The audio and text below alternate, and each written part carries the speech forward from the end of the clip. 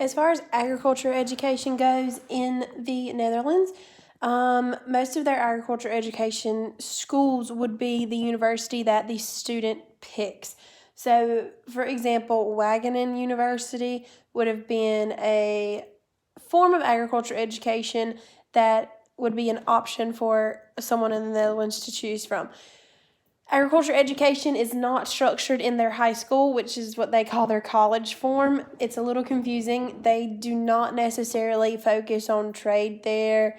It's more of general education, so they can't necessarily have a broad spectrum of trades that they're going to learn from. So agriculture education has to be selected. Students have to select the trade in order to learn the trade. So if you look for agriculture education and you select that, that's what you're going to be taught about, but you have to select it. You can't just roll through it like we did in high school and be able to learn about it because you got to take the class along with all of your other classes, such as health sciences or business classes. So in the Netherlands, it's structured a little bit differently, and they're not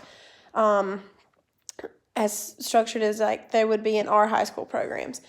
They also don't have any broad spectrum leadership programs. So if you compare a leadership organization that we have in our agriculture education programs would be FFA. Well, FFA is one of the largest student-led organizations in our nation. Well, in the Netherlands, they don't have something that quite that big.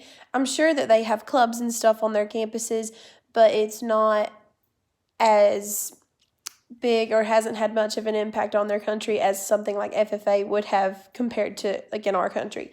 So, not saying they don't have clubs or extracurriculars, but I'm just saying that they don't have their own form of an FFA that is all over the Netherlands, if that makes sense.